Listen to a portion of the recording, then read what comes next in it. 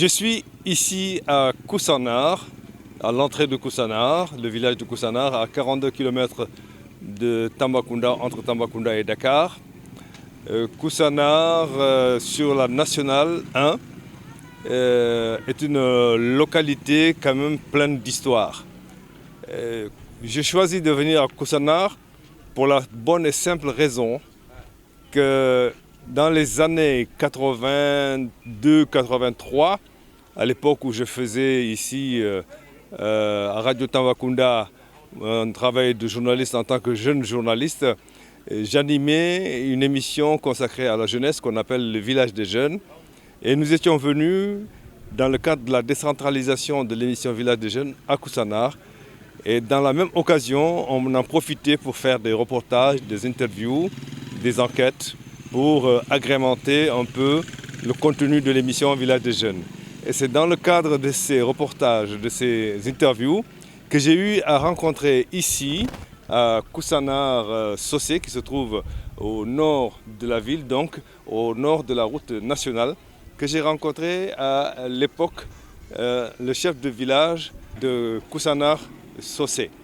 Et c'est ce dernier qui m'avait raconté qu'effectivement, beaucoup de gens ne savent pas que l'armée de Soundiata Keïta, dirigée par son chef d'état-major des armées, Tiramaran Traoré, avait bivouaqué dans la vallée du Marigot qui passe au nord de Koussanar. À l'époque, j'avais retenu cette information-là. Malheureusement, l'émission dans laquelle j'ai traité cette interview et l'interview en elle-même, apparemment ne doit plus exister à Radio Tambacounda. D'autant que à Radio Tambacounda, comme dans la plupart des radios régionales de la RTS, il n'existe pas de politique d'archives. Ce qui fait qu'aujourd'hui, nous ne pouvons pas sortir cette archive concernant cette interview de ce chef de village de Koussanar Socé pour argumenter ce que nous venons de dire. Et c'est pourquoi nous avons fait le déplacement à Koussanar aujourd'hui. Et je me suis mis à cet endroit précis pour illustrer que nous sommes bel et bien à Koussanar. Et la vallée dont parlait ce chef de village à l'époque se trouve au nord de Koussanar. C'est la vallée du Marigot Wuli Fatoto. Nous allons y aller avec l'actuel chef de village qui est un des enfants, un des descendants du premier chef de village qui m'a raconté cette histoire. Et nous allons avec lui découvrir cette vallée où l'armée de Soundiata a bivouaqué. Elle a fait escale pendant quelques jours avant de continuer son expédition punitive sur le royaume de Djolof contre le roi de Djolof à la demande de Soundiata. Nous voici donc dans la vallée du Wuli Fatoto, le Marigot qui traverse le nord de Koussanar, qui traverse au nord de Koussanar du nord-est au nord-ouest et qui se prolonge jusqu'à Koupentoum. C'est dans la vallée de ce Marigot que l'armée de Soundiata Keïta, dirigée à l'époque par son chef d'état-major général des armées, Tiramaran Traoré, en partance en campagne punitive contre le roi de Djolof, a fait un passage ici et ils ont bivouaqué ici, autrement dit, et ils ont campé ici pendant quelques jours avant de continuer leur chemin. Et cette histoire m'a été contée au début des années 80, 82, 83, par à l'époque le chef de village qui était là, le chef de village de Koussanar Socé, Tambandi Sané. Ce dernier ne vit plus, feu Tambandi Sané, mais sa descendance est là et c'est aujourd'hui un de ses descendants qui est le chef de village de Koussanar Socé. Et c'est à lui que nous nous adressons aujourd'hui pour nous raconter un peu l'histoire de ce passage de l'armée de Soundiata Keïta dans la vallée du Wuli Fatoto, au nord de Koussanar. Et il est là, le chef de village de Koussanar Socé. Je vais vous demander comment vous vous appelez. Moi, je m'appelle Chamar Foutiou Sané. Alors, Chamar Foutiou Sané, vous êtes un descendant du chef de village qui m'avait raconté cette histoire, Tambandi Sané. Alors, Tambandi Sané, c'est votre papa ou bien c'est votre oncle? Voilà, Tambandi Sané, c'est le frère à mon papa, c'est le petit frère à mon papa. À l'époque, c'est mon père qui devait être chef de village. Même qu'il n'était pas sur place, il a dit à son frère maintenant, tu prends ma place, tu deviens chef de village. À l'époque, c'était lui, Samani Sane, qui était chef de village. Et lui, il était un ancien militaire. Mon père était un ancien militaire. Mais Tambani Sane, lui, c'est un cultivateur, un tailleur. Un tailleur, oui. Voilà. Alors, vous pouvez nous raconter l'histoire du passage de l'armée de Soundiata Keïta dans cette vallée du Wuli Fatoto. Alors, le Wuli Fatoto, d'abord, c'est quoi? Est-ce que vous pouvez nous expliquer? C'est la vallée où nous nous trouvons. Nous sommes dans le lit du Wuli Fatoto. Aujourd'hui, la vallée, le lit est sec, il n'y a pas d'eau. Alors, mais en général, il y a de l'eau ici à partir de quelle période? L'eau est partie, ça fait pas longtemps. Nous avons l'eau jusqu'en janvier, mais cette année, l'eau n'a pas resté. Mais nous avons ici de l'eau jusqu'en janvier. Voilà. Et c'est autour de cette vallée que Koussanar Socé existe. Voilà, c'est ça. Vous voyez ici, c'était le village de Koussanar Socé. Ça faisait peut-être 3 hectares que le Mansa avait clôturé. Toute la famille était dans cette tata. On l'appelle tata. Tout le monde vivait là-bas. Il y avait le marché là-dedans, il y avait tout là-dedans. Donc le tata, c'était un village clôturé, protégé, bien protégé. Contre les attaques. Contre les colons et les attaques. Oui. Voilà, c'est ça. C'était un village bien protégé. Tout le monde vivait là-bas maintenant. Il y avait 2 portes. Une porte à l'est et une porte à l'ouest. Voilà, il y avait des gardes, il y avait des guerriers qui faisaient la navette autour du tata. C'est eux qui protégeaient le tata à tout de rôle. Voilà. Oui. Et quand l'armée de Soundiata, dirigée par Tiramaran, est arrivée ici, ce village existait déjà? Ce village existait. D'ailleurs, ils étaient venus, ils ont trouvé les gardes-corps qui étaient à la porte. Ils ont demandé le Mansa, ils ont dit, ah, qu'est-ce que vous voulez du Mansa? Ils ont dit, voilà, nous sommes de passage. Nous voulons aller vers le nord. Maintenant, les gens, vous pouvez vous asseoir, ils sont assis là, c'était là qu'ils étaient, sous l'arbre là-bas. Maintenant, le guerrier est allé voir le Mansa, il était un étranger. Il a un étranger, mais des étrangers, parce que c'était des guerriers. Comme ça, ils veulent maintenant vous rencontrer. Parce qu'ils sont fatigués d'ailleurs, ils ont fait un long voyage, ils sont fatigués. Pendant le Mansa a demandé aux gardes de les faire venir. Le responsable d'abord, le responsable est rentré, Traoré, M. Traoré est rentré, il dit voilà, Mansa, ils se sont salués. Tiramaran Traoré. Ils se sont salués, il dit voilà, nous sommes très fatigués, nous volons de très loin. Maintenant, nous voulons rester ici quelques jours, bon, se reposer, prendre un peu de ravitaillement et poursuivre notre route. Le Mansa dit il n'y a pas de problème. Soyez les bienvenus. Il appelle les gardes, il dit voilà, ce sont mes étrangers maintenant, ils veulent passer quelques jours ici, donner à manger, à boire. Maintenant, ils ont attaché les chevaux de tout au long. Hein. Tout au long de là-bas. Tu as vu là-bas, l'arbre qui est là-bas. Ils ont attaché les chevaux. Juste ici. C'était presque 4 hectares. Bien clôturé. Il y avait tout le monde. Il y avait des puits. Il y avait des marchés dans même le village. Hein. Personne ne sortait du village. Sauf l'ordre du chef. Parce que les gens venaient cueillir la famille royale pour les amener. Maintenant, pour pallier à tout ça, maintenant on demande à tout le monde de vivre dans le tata. On appelle ça le tata. C'est bien côté, il y a à manger pour tout le monde. Les gens cultivaient là. Le tata cultivait, il y avait des champs de mil, de maïs, de fougnes, tout ça là. Quand ils cultivaient, ils faisaient rentrer ça dans le tata. Il y avait la poudrière et l'arbre, tout le monde vivait là-dedans. Hein. Ah oui. Ouais. Ça, c'est des tatas de protection. Des tatas de protection, voilà, ça c'est des tatas de protection. C'était fait c'était fait à tronc d'arbre, hein. Oui. Gros tronc d'arbre qu'on coupait, et fait 3 fois le tour. Pour les atteindre, c'était un peu difficile. Oui. Même une balle ne peut pas traverser les deux. Tu as vu ce que ça fait. Oui. Maintenant, c'était bien protégé. Oui. Maintenant, les guerriers ont fait ici presque 15 jours, ils ont mangé maintenant. Un jour, ils ont dit au roi, maintenant, on voudrait passer, on devrait votre bénédiction. Le Mansa a dit, bon, attendez jusqu'à demain, je vais vous laisser partir. Ils se sont couchés la nuit, il a vu beaucoup de choses, sa tête était un peu pleine quand même. Au lever du jour, il a dit, voilà, hier nuit j'ai tué un taureau, maintenant vous déjeunez le taureau et vous allez. Mais avant de partir, il faut retourner 1 kilomètre d'abord et repartir. Et ça avait une signification? Ça veut dire, pour tout, vous n'allez pas rencontrer de difficultés. Mais il y aura beaucoup de difficultés. Maintenant, ils ont des raisons. Bon, ils ont mangé, ils ont bu du vin. À l'époque, il y avait beaucoup de vin de palme, le dolo, le vin de mil, tout ça en buvait. Maintenant, après avoir mangé, maintenant, ils sont repartis.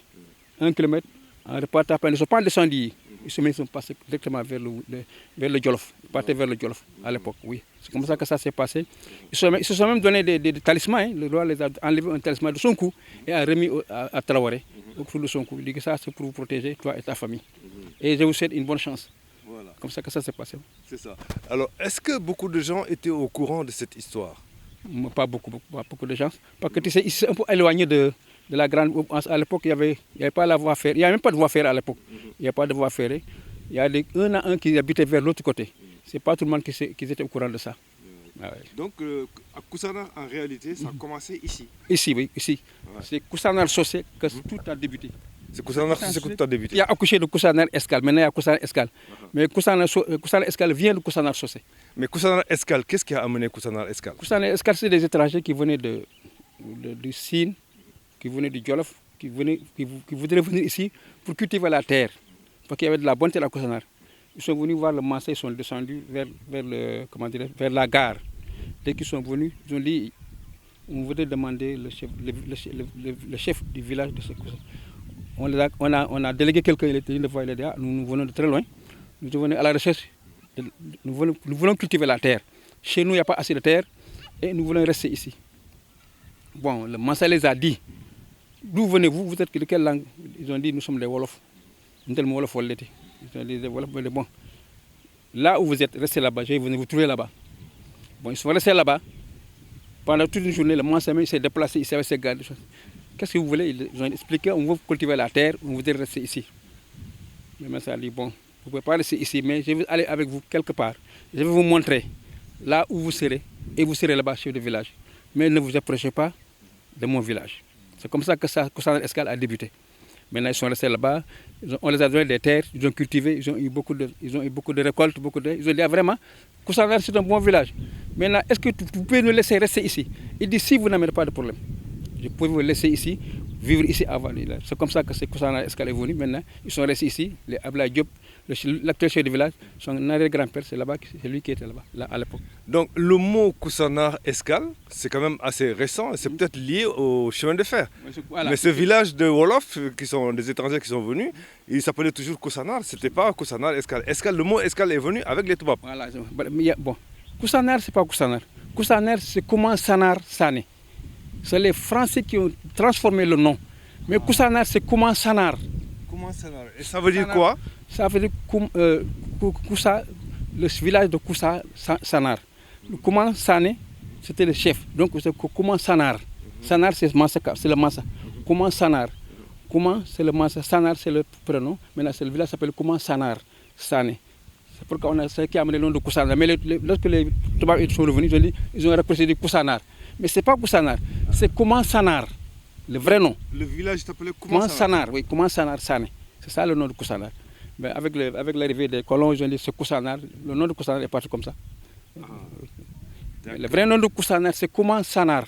Okay. Voilà. Alors, mais les colons, eux, ils sont venus quand? Je ne sais pas. Là, est-ce que c'est par le chemin de fer qu'ils sont venus ou quoi? Non, ils sont venus par véhicule. Ils venaient par véhicule. Les véhicules de l'armée. À l'époque, il n'y a pas de train. Le train, c'est je ne sais pas quel village, à Kungel, quelque chose comme ça. Mais ils sont venus par des véhicules blindés. Lorsqu'ils sont venus, ils ont assiégé tout au long. Hein. Ils ont demandé au chef de partir, le chef. Bon, lorsqu'ils ont demandé au chef de partir, Mambar Mbaye a dit que le frère ne va pas partir, c'est lui qui va partir. Son frère, Mambar Mbaye Sané. C'est lui qui est sorti, trouver les colons là-bas. On leur a dit vraiment, ici, on a besoin d'ici, on voudrait faire beaucoup de choses ici. Et on voudrait rester ici. Ici, vous ne pouvez pas rester ici. Ici, il y a un propriétaire qui c'est comment Sané. Vous pouvez rester quelques jours. Vous pouvez manger, faire ce que vous faites et partir. Mais pour rester ici, ce n'est pas facile. Et on ne vous donnera pas de passer. Il y a un de ces Toubabs qui disait, le colonel même disait qu'il voulait rencontrer le Massa. Il va dire d'attendre là-bas, il va aller rendre compte au Massa Mbaye. Bon, Mbaye est venu rendre compte au Massa, il dit, il y a les Blancs qui sont venus, ils veulent vous rencontrer. Il dit, vous, qu'est-ce que vous désirez? Je les rencontre, il dit de venir rentrer dans le Tata. Le colonel est rentré dans le Tata, il a même enlevé les chaussures. Il est venu, il a salué le grand chef, il a pris place. Il a servi du vin, le vin de l'Dolo, il a bu, il a dit, voilà, nous sommes venus ici pour faire quelque temps, faire des appels. Le Massa, il a expliqué. Le Massa a dit, non, si vous pouvez rester pour quelques jours, c'est pas grave, vous êtes les bienvenus. Mais quand vous venez pour rester, nous ne sommes pas d'accord. Ah, les colons maintenant, bon, ils n'étaient pas contents de ces réponses parce qu'ils voulaient faire des bases ici tout au long. Bon, les colons sont partis, mais 10 jours après, ils sont revenus pour bombarder. Lorsqu'ils sont venus, ils ont alerté, ils ont dit maintenant, on va venir rester. Le Mamsa les a dit, vous allez rester ici seuls, mais pas avec nous. Nous ne serons jamais des esclaves. Quand vous venez, que nous soyons des esclaves, nous ne serons jamais des esclaves.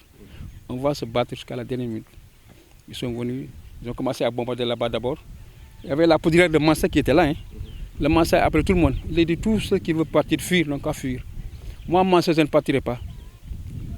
Mbambar a dit lui aussi ne partira pas. Les deux frères, ils préfèrent mourir que de partir de fuir. Ils ne fuiront jamais. Et ils ne laisseront jamais personne ici. Il y a une dame qui est de Kumbassane, elle s'est levée, elle a dit Mansa, quand tu es dans la Chine, tu es femme d'âme, tu es le banco de Djane, donc tu es le bébé de Djane. En français. Bon, il a dit maintenant, on préfère mourir que de quitter ici ou bien de fuir. On mourra là où tu mourras, c'est là-bas qu'on va mourir nous aussi. Bon, les femmes sont rentrées, ils ont pris des munitions avec elles, des fusils. Ils ont commencé à tirer un peu partout. Le gars qui est déjà mort, le gars qu'on a envoyé, ce sont les femmes qui l'ont tué. Hein.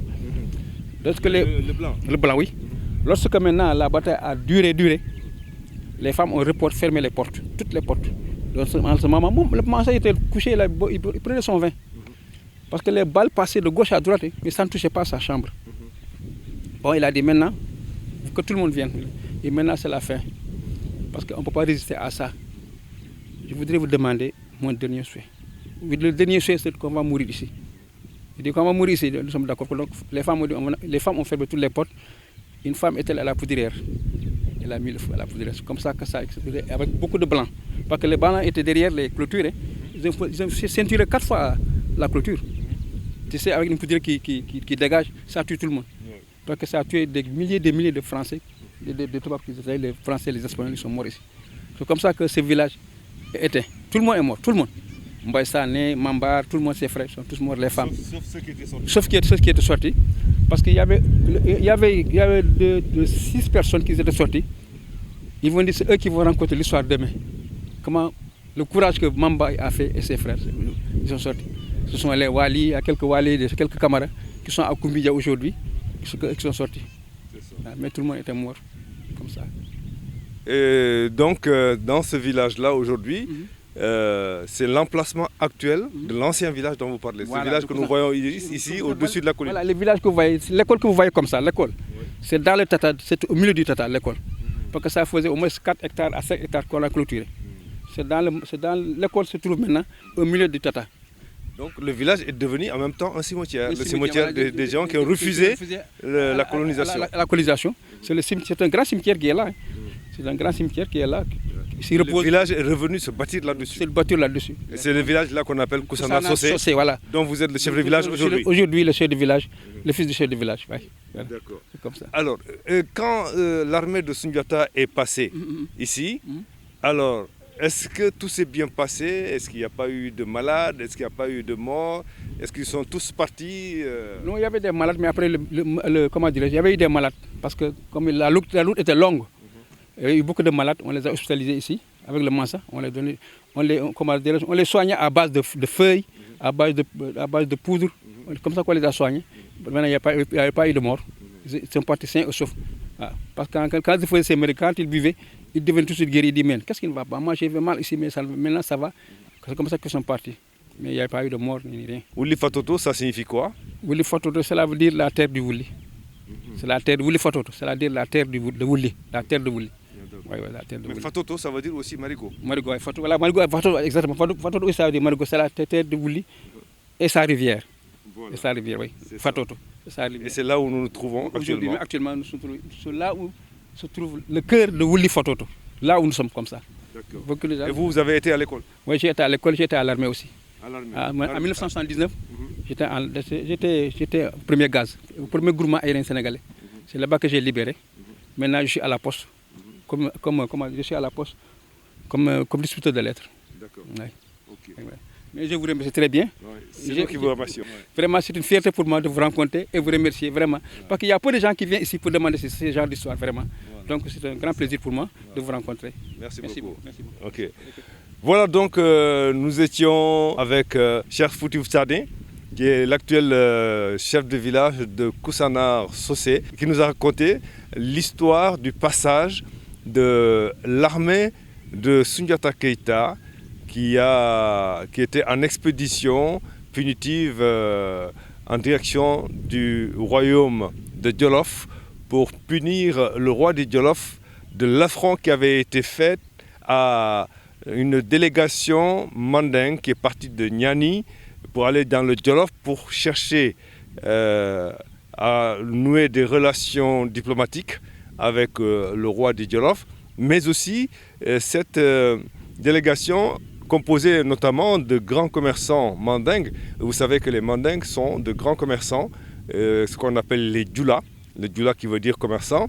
Et ils étaient venus en même temps que cette délégation diplomatique pour chercher des chevaux, à acheter des chevaux. Ils étaient venus avec beaucoup d'or pour aller acheter des chevaux qui devaient servir aux fantassins et à la cavalerie de l'armée de Soundiata dans ces différentes expéditions, dans ces différentes campagnes militaires.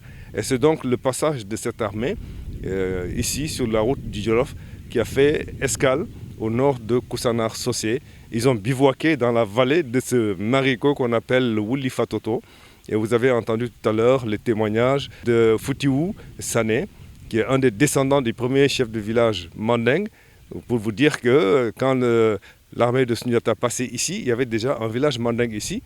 Et pour vous dire donc que les mandingues ont peuplé l'Afrique occidentale jusqu'à l'océan Atlantique depuis des siècles avant aujourd'hui.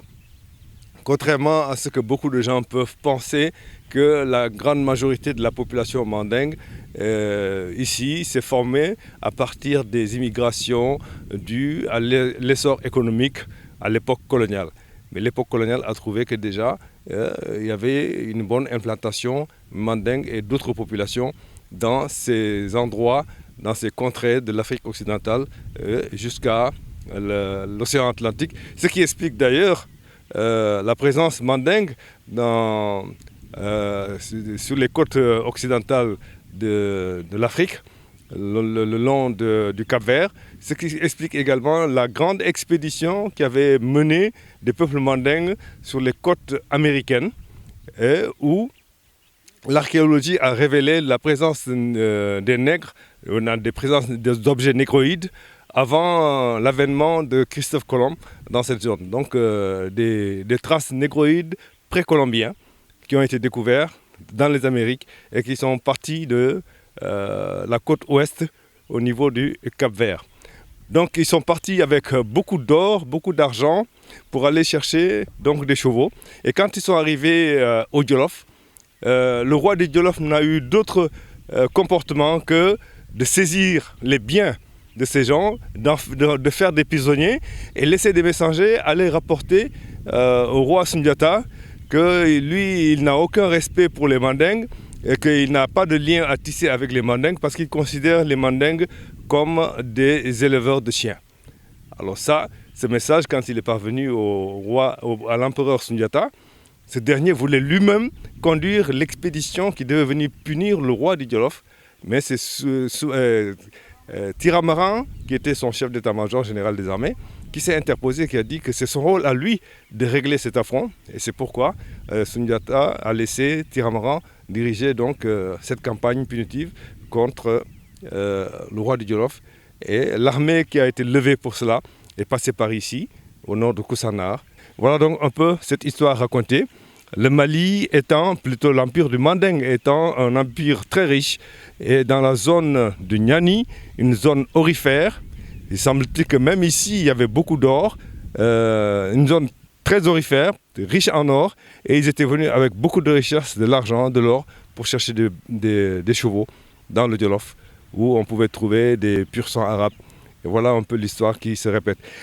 Je pense que cette histoire racontée comme elle est, elle corrobore un peu la tradition orale contée par les griots dans les épopées mandingues que nous avons pu écouter ici et là, où Tiramran, une fois arrivé dans le Djolof, a pu combattre le roi du Djolof.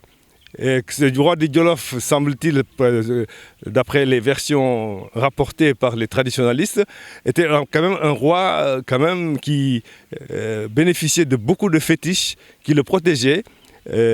Aucune projectile ne pouvait l'atteindre.